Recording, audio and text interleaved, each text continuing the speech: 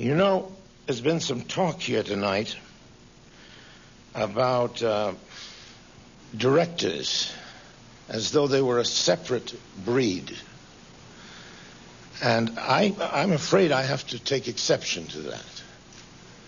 I believe that directors are all of them actors, just as I believe that most writers are actors. There never was a community of people who got together and said, why don't we have a theater? We need a theater. Where are the actors? That never happened in the history of the world. A few hams got together and said, let's get up on the stage and do something. In the cave, somebody stood up and told a story. Nobody said, let's have a story, until they'd heard a story. You know.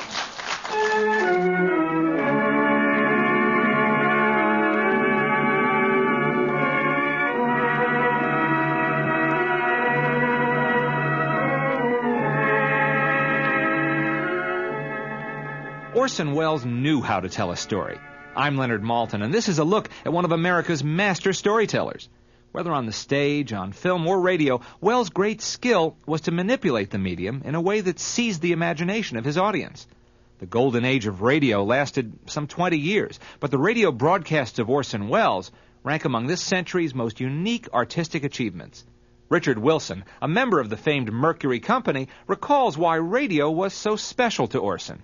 Radio was a favorite medium of Orson's because he knew it knew no boundaries. It was a theater of imagination. He thought of it as a gathering of people in the town square just to hear a story. Orson Welles began his network radio career at 19. By age 23, he had simultaneously become one of radio's most accomplished performers and a top director on the Broadway stage. In a single year, the first in the life of the Mercury Theater, Orson Welles has come to be the most famous name of our time in American drama.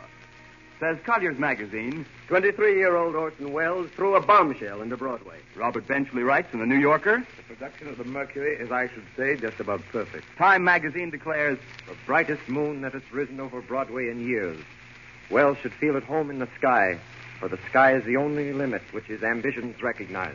Veteran actress Peggy Weber listened to Welles on radio as a child and later acted with him in radio and film.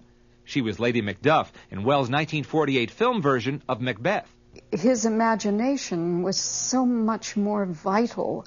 He presented stories in a way that I realize today were moral and yet exciting and stimulating and beautiful. I knew that it was quality. There was nothing on the air like it. There never has been anything on the air like it. There's never been anything as good as Orson Welles' Mercury Theater. Welles' reputation as a boy genius and his flamboyant style made him a formidable figure at this time. The young performer had so many radio and theater commitments, he needed a way to cut through the snarl of Manhattan traffic. After determining it was not illegal, the young Welles hired an ambulance to race him through New York's crowded streets with sirens blaring so he could make his next show on time. Radio and television personality Arlene Francis was a young actress who worked with Welles in the 1930s in both radio and theater. He'd say, I think this would be better if we did it so-and-so and so-and-so, and whoever was the director from NBC or CBS or wherever we did it would bow to his wishes because, after all, he was somebody and he had already accomplished a great deal. But he was very imaginative, and his manner of forcefulness in what he had to say was powerful. I mean, you just had to pay attention, and I think it was one of the first times that radio had heard anybody with that kind of positive, able brilliance in his introduction to a play or into his understanding of the part that he was playing. He was always Orson, I will say that. Very few people argued with Orson about anything, I noticed. Mostly because I wouldn't have dared. But I mean, mostly they just They just took his word for it, although he was always open to suggestions and talks and so forth. And I remember one time when his first wife, Virginia, said, "I don't happen to think that's the right way to do that." And he said, "But I do." And she had an ice cream soda in her hand in a container, and she just threw it in front of the whole company. He just mopped it up, and they went on working. Welles' first radio series, First Person Singular, began on CBS in the summer of 1938. Its success led to the Mercury Theater on the Air and to the Campbell Playhouse series. In 2 short years, Orson Welles had left his signature on radio forever. Cliff Thorsness created sound effects on Campbell's Playhouse. He compares Welles to the conductor of a Philharmonic orchestra, the leader who blended dialogue, music, and sound effects into a seamless symphony. He was aware of the sound, the actor fading in and out. We're fading in with the actor and out. We couldn't stand there and look at our script and do a show. We had to be aware of what we were doing in the next scene because we were watching Orson. He could act a scene and direct sound, but he was physically, literally a director. He was standing on a podium and directing this, and that's why the similarity between a conductor and Orson always struck me. A longtime member of the Mercury Company was William Allen. He played the role of Thompson, the reporter in Welles' classic film Citizen Kane. Allen says Welles took radio drama a step further than anyone before him. What he brought was, first of all, a complete ensemble style of performance, a completely integrated musical score, the musical bridges and transitions, which are the equivalent of fades and dissolves in film, are miraculously good. In addition to that element, a real fascination with sound. Sound in radio is like lights in theater. It really is, you see.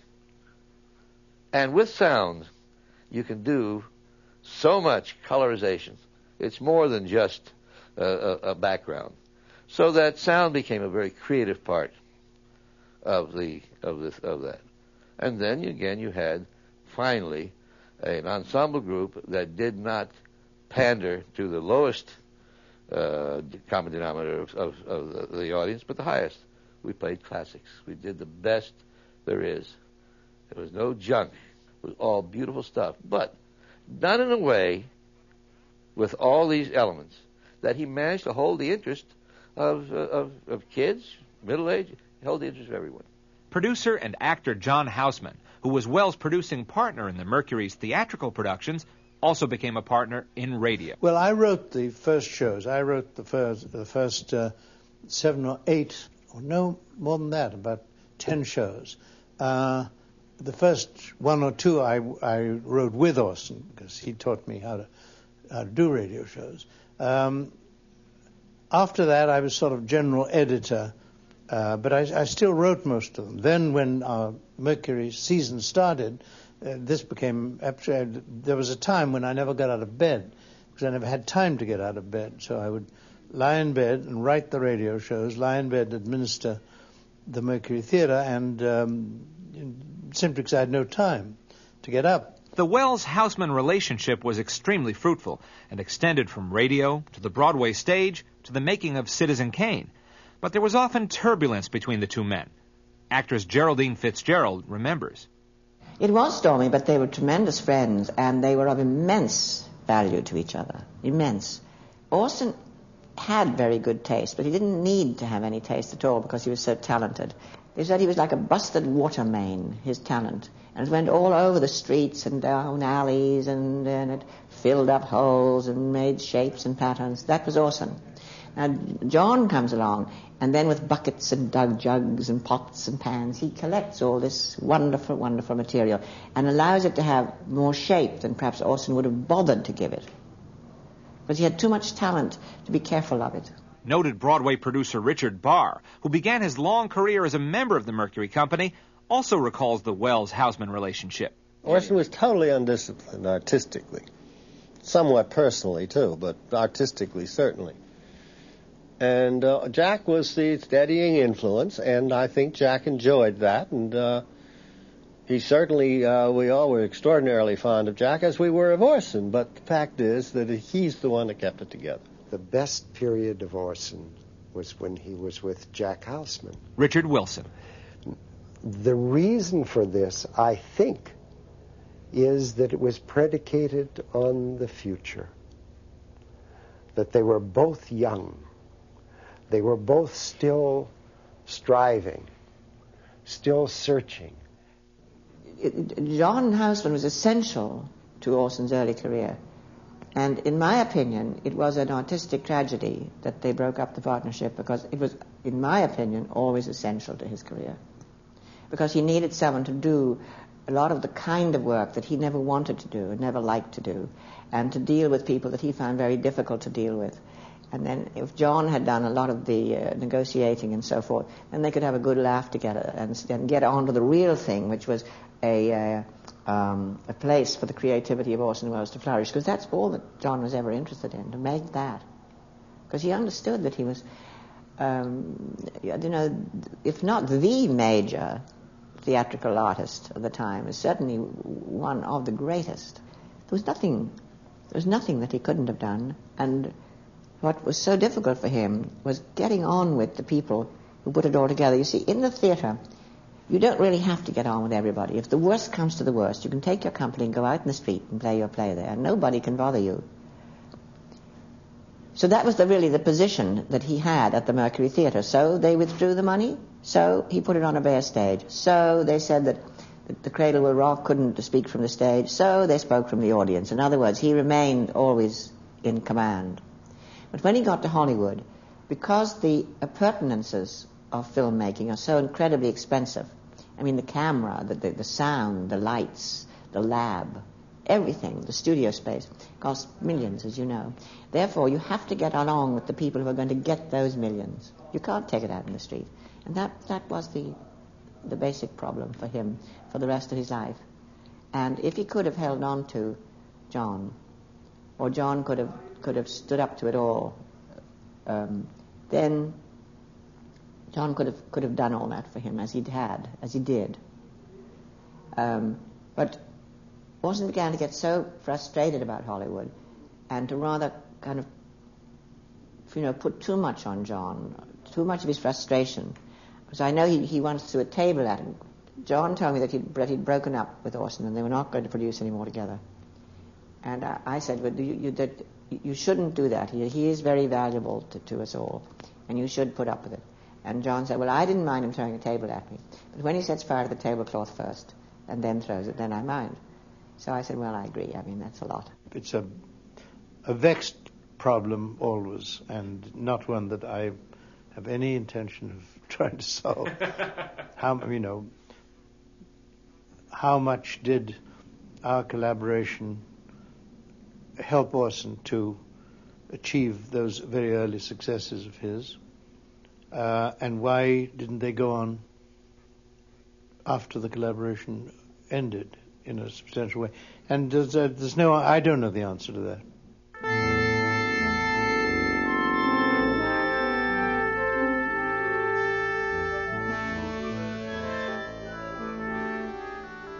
Another valuable Mercury contributor was Bernard Herrmann. Herrmann joined the CBS music department in 1934 and was quickly recognized as a budding musical talent. 4 years later, Herrmann became composer and conductor of the CBS Orchestra on the Mercury broadcasts. It was an assignment that would thrust Bernard Herrmann to musical stardom. In an interview shortly before his death in 1975, Herrmann spoke of Welles. Orson is an improviser. Orson hasn't one way to do anything. It's an ensemble performance. Everybody who works with Orson is part of everything. You're with him at meals, on the holidays. Your life and his become one for the time you work together. Wells was almost a precocious child when you worked with him. It was an instantaneous, intuitive understanding of what should be done. William Allen remembers the Welles-Herrmann relationship. The relationship was effective because Bernard Herrmann was not about, to let Orson compose music for him. That's all. Bernard Herrmann knew exactly what Orson needed, and he delivered what Orson needed. Now, if Orson would ask for something really outlandish, which he could do, we all can, Bernard would twirl his little head with his pipe and say, "I don't know how to do that." Great line. I just don't know how to do that, Orson. So Orson had great respect for him because he knew that Bernard could not be intimidated, you see. What Benny did, he would have a whole repertoire of music, and it had wonderful names. I remember there was one for any gruesome effects. There was frozen music. You remember? That was always...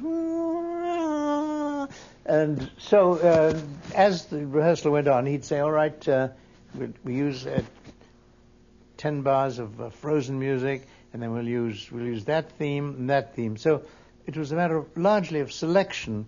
That doesn't mean that he didn't compose special pieces, but in general, these were pieces that he'd composed, but which were in the so-called repertory. I like to think that both of them, and I use the term genius, I think they both were. I think Bernard Herrmann was. They just seemed to have a relationship that they thought alike, they seemed to. And the only thing I remember about Bernard Herrmann, he was very nervous, and he had a short haircut, and he'd sit there talking to Orson, and he'd twist his hair and pull. Well, I know he didn't pull a hair out every time he did this, but it was a nervous habit, and he was hardly conscious of what he was doing, actually. But it seemed like when they were together, they were just like one. And when we'd finish our rehearsing in the big studio, Orson or somebody would call over to the Brown Derby and order half a dozen pork chops or whatever Orson was going to eat. And they'd come in and put the linen in the music studio with the orchestra. Then Orson would work as much with Bernard Herrmann and his music and the script as he did with the cast. Mercury rehearsals were notorious for their chaotic quality, usually a crisis-like atmosphere. But cast members also remember those times as great fun.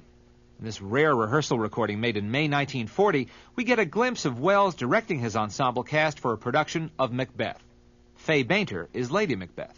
We have scotched the snake, not killed it. She'll close and be herself, whilst our poor malice remains in danger of a former tooth. But let the frame of things disjoint. Both the worlds suffer. Ere we will eat our meal in fear, and sleep in the affliction of these terrible dreams that shake us nightly.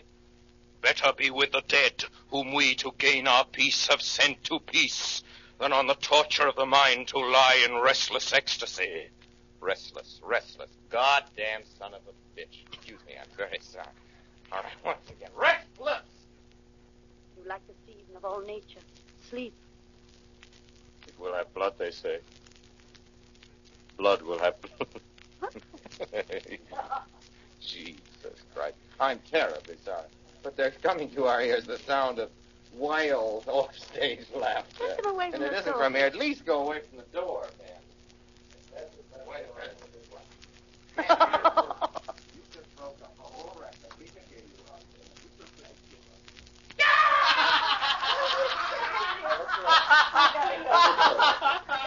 What did you do now? I am a man that could use a loan of 25 cents because I don't know how I'm going to eat breakfast tomorrow, as you know. Yeah.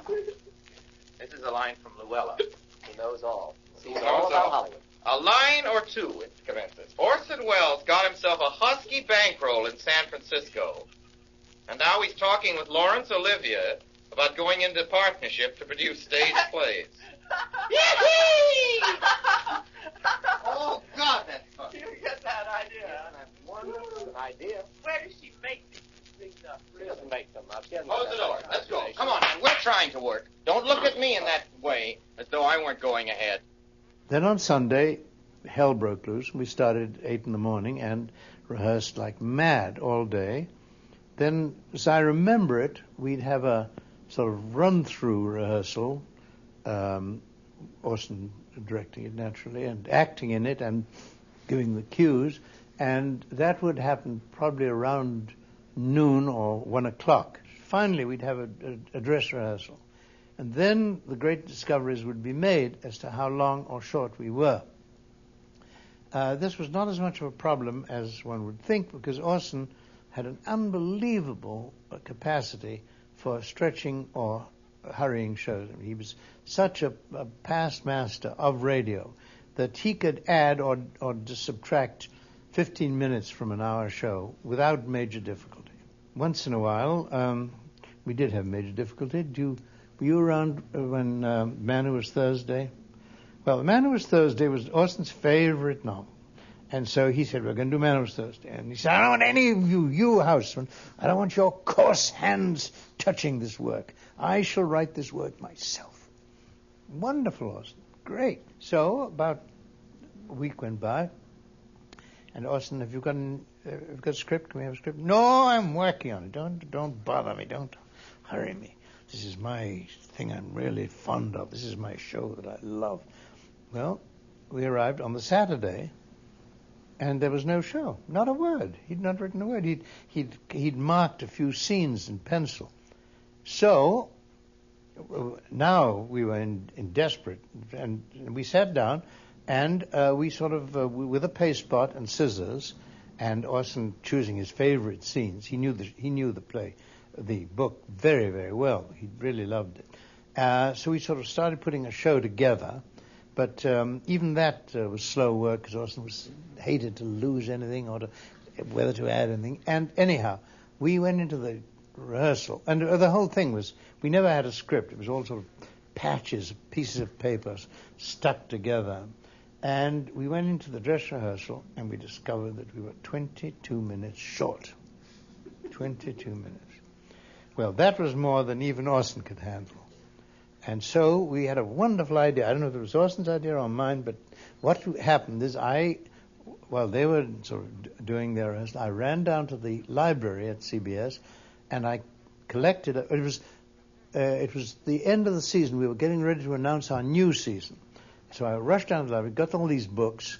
They were books I knew that Orson and I both liked and admired, so I wasn't too worried about that. So I brought up this pile of books, and then we just sat there, and we were on the air by this time. And I would hand Orson one of these books with a mark, and Orson would read it brilliantly and say, that is the kind of entertainment we're going to give you next season. Next. And then I'd hand him another book, and he'd read another passage, and so we filled 22 minutes. And it was a wonderful show, and the network was enchanted. They said, that is a really wonderful trailer. That's the kind of thing we should have more of, that kind of thing. Welles also had a flair for the practical joke, which he often used to terrify network executives or even members of his own Mercury Company. Geraldine Fitzgerald and Richard Wilson recall two such memorable incidents. He had a habit when he was broadcasting on radio of having a spare script, not attached to any book and not attached to any kind of clips. So in other words, just the papers were loose. And as a matter of fact, I think we all did that so that we could turn the pages more easily. But just before the countdown, he would suddenly pretend to be unusually elated or unusually incensed, and he would fling all the script up into the air so it all fell to the ground, so that he when the executive officers had gone into the booth now, this is the first time they'd seen what was going to happen, they thought he was going to have to go on without a script. But he hadn't really had another one. He just wanted to give them a fright. It was 1940. I've always had a very short fuse, and I'd been arrested in Burbank because the police department, well, I'd refused to give them my driver's license number. And I spent several hours in jail. They gave me that one traditional phone call, and I called Orson, and I asked for bail, and he came through. Well, at our next rehearsal of the Campbell Playhouse, this was in Hollywood, Orson was conducting rehearsals. And suddenly the doors burst open, a bunch of uniformed policemen entered the studio, and one of them said, "Do you have a Richard Wilson here? We have a warrant for his arrest." Well, by this time, I'm hiding behind some chairs and stuff in the back corner of the studio. Then Orson broke up. Everybody broke up. You see, Orson had hired some extras, rented some police uniforms for them, and he'd ordered them to come to the studio and scare the hell out of me. Everybody was in on the joke, but me. Of course, Orson took great delight in this, and had gotten back for my calling him for bail. Realistic sound effects were an important element of radio drama. Welles took a very personal interest in the quality and accuracy of the sound effects used in the Mercury broadcast. Remember, we spent at least 3 hours of valuable time experimenting on what would sound most like a severed head for Tale of Two Cities. And I think the final decision was a cabbage. They would put a cleaver through a cabbage and then drop it into the basket. During the Campbell Playhouse broadcast, we were broadcasting from a place called Liederkrantz Hall. And it was an ancient turn-of-the-century building with lots of toilets and urinals and so forth. And Orson, for the program Les Miserables, put a microphone in there to represent the sewers of Paris, because all the johns and the urinals leaked, dripped, and so forth. Somebody made his way through, and on the program, on a coast-to-coast broadcast, we heard this toilet flushing, and the man had done his whole thing, and that went out over the national broadcast. Orson, as usual, had all his headphones on to monitor all the sound, and he heard this, and the look on his face was extraordinary. It was incredible. Of course, the most famous of the Mercury broadcasts was H.G. Wells' War of the Worlds on Halloween Eve, 1938. It was the program that scared the nation and propelled the young Orson Welles onto the front pages of the nation's newspapers. We now return you to Carl Phillips at Grover's Mill. Ladies and gentlemen, am I on? Ladies and gentlemen, here I am, back of a stone wall that adjoins Mr. Wilmer's garden. From here, I get a sweep of the whole scene. I'll give you every detail as long as I can talk and as long as I can see. There's more state police have arrived. They're drawing up a cordon in front of the pit. About 30 of them. No need to push the crowd back now. They're willing to keep their distance. The captain conferring with someone. Can't quite see who. Oh, yes, I believe it's Professor Pearson. Yes, it is. Now they've parted, and the professor moves around one side, studying the object, while the captain and two policemen advance with something in their hands. I can see it now. It's a white handkerchief tied to a pole. Flag of truce. If those preachers know what that means, what anything means. Wait a minute, something's happening. The show itself was one of those miracles. It just happens to be a very, very good script. And everybody pitched in. I mean, the actors, the famous story of the man who was playing the reporter, who went downstairs and played the Hindenburg record over and over and over, and then virtually reproduced it in a different context. It strikes them head on. Lord, they're turning into flames. Now the whole field's caught up by the woods, the barns, the gas tanks of the automobiles spreading everywhere. It's coming this way. The man who was to read the Secretary of the Interior, he really pulled a very fast one on us, because he could imitate Roosevelt's voice perfectly. And I don't know to what degree Orson or I or anybody was aware that he was going to use that voice.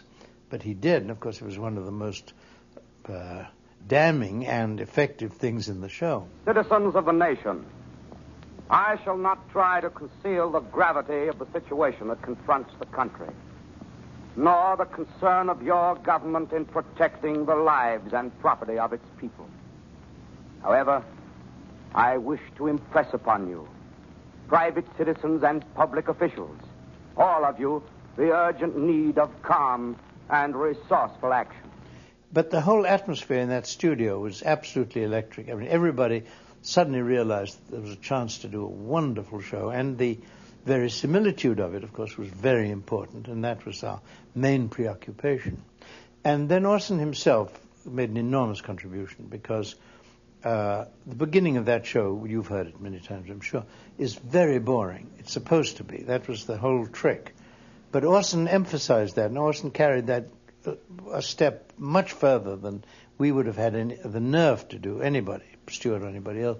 So that in the beginning, you have these terribly slow scenes and these long pauses and then these Chopin piano solos. And the fact is that by about 13 minutes into the show, something had to happen because the show was so boring that it was not possible that a show would be. And then, very slowly, it started to accelerate, which explains why people believed it. Because the fact is that if you accelerate as cleverly as that, as well as that, people don't notice that suddenly you're covering the incidents that would take a day, and you're covering it in 5 minutes. And that's one of the magic things about radio, that you can create that illusion and that suspension of disbelief. And Orson was largely contributing to that.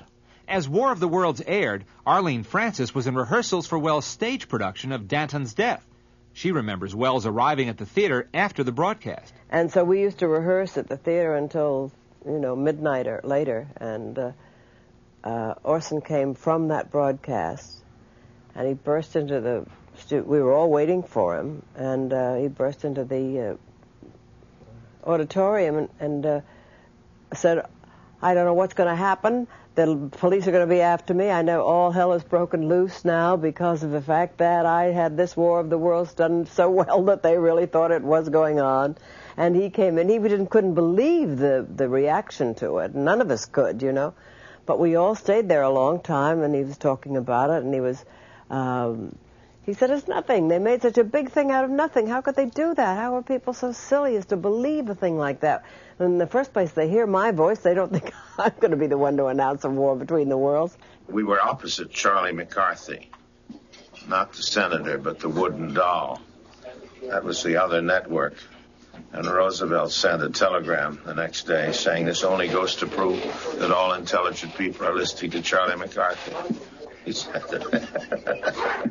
I was in the control room, and sitting next to the CBS, our supervisor, who's Davidson Taylor, quite a well-known figure later, who ran Columbia Performing Arts. And he got a call and suddenly got up and left rather precipitately. And then he came back about 3 minutes later, white as a sheet, and said, "We got to stop the show. We got to stop." We ran over our first half.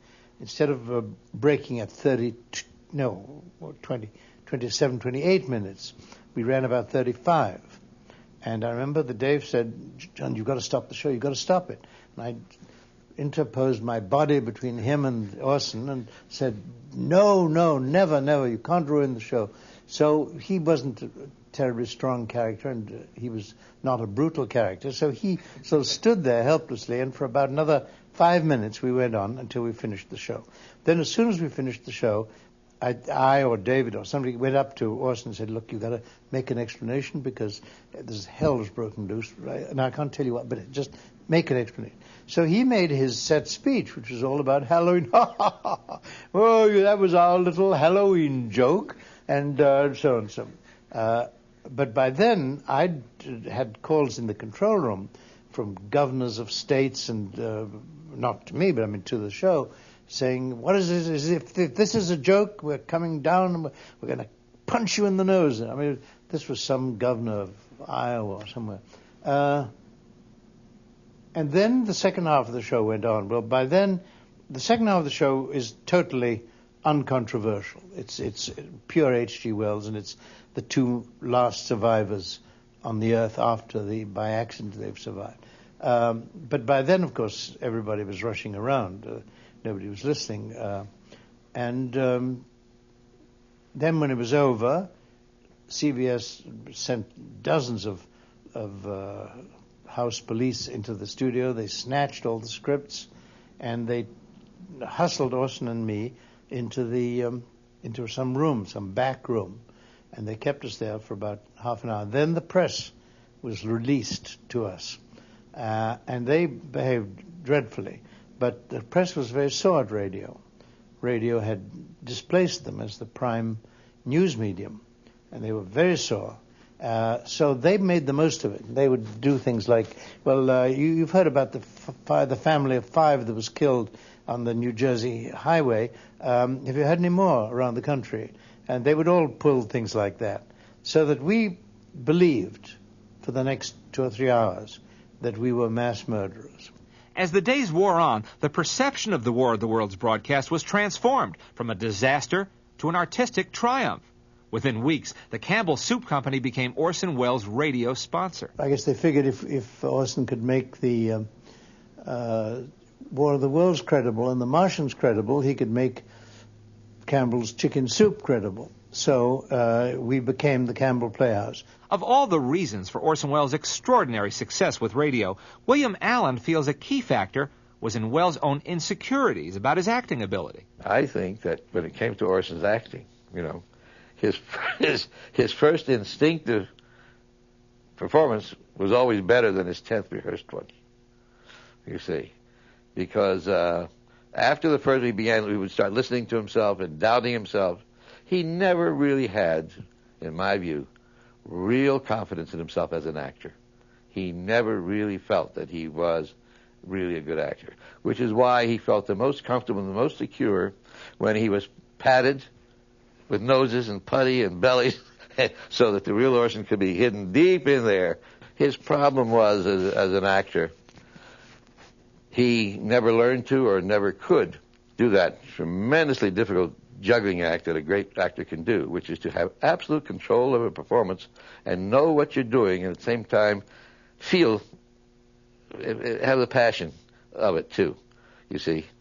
And Orson had found it very difficult to be somebody other than Orson, yet at the same time have control of that character.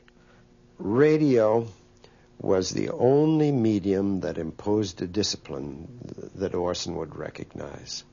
And that was the clock. When it came time for the Mercury to go on the air, there was no denying it. I can't think of one theater production ever that was not postponed. But radio, he knew every week that clock was ticking. That red light would come on and say, on the air. And good or bad, right or wrong, boy, that was it. It was the only discipline Orson was able ever to accept. Radio's golden age was a mere blip in time. It lasted some 20 years, pushed aside by television. But from this mass medium came something unique, a form of theater that stimulated the individual imagination, that caused the audience to contribute to the storytelling process. Actress Peggy Weber remembers the time when radio was a dominant force in American life. Well, radio was our main source of entertainment. It was our main contact with the rest of the world. It was immediate. It was happening right at the time we were hearing it live. It was exciting as it is today to see a stage production. And television, I feel, has robbed us of that opportunity to contribute as an audience. Ironically, or perhaps appropriately, Orson Welles never really came to terms with television. When radio drama faded from the American scene, it closed a glorious chapter in Welles' career. Thanks for listening. And until next time, I remain as always, obediently yours.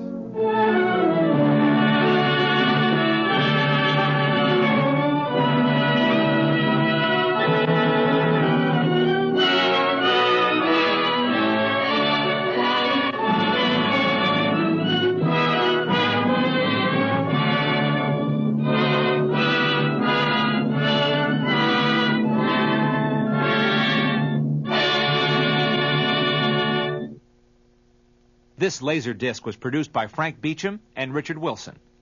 The documentary Theater of the Imagination was produced by Frank Beecham. Audio post-production by Digital Magnetics of Hollywood. Original acetate recordings were mastered on digital audio tape by Glenn Simonelli. Those recordings are part of the Orson Welles collection at the Lilly Library, Indiana University. This is Leonard Maltin speaking.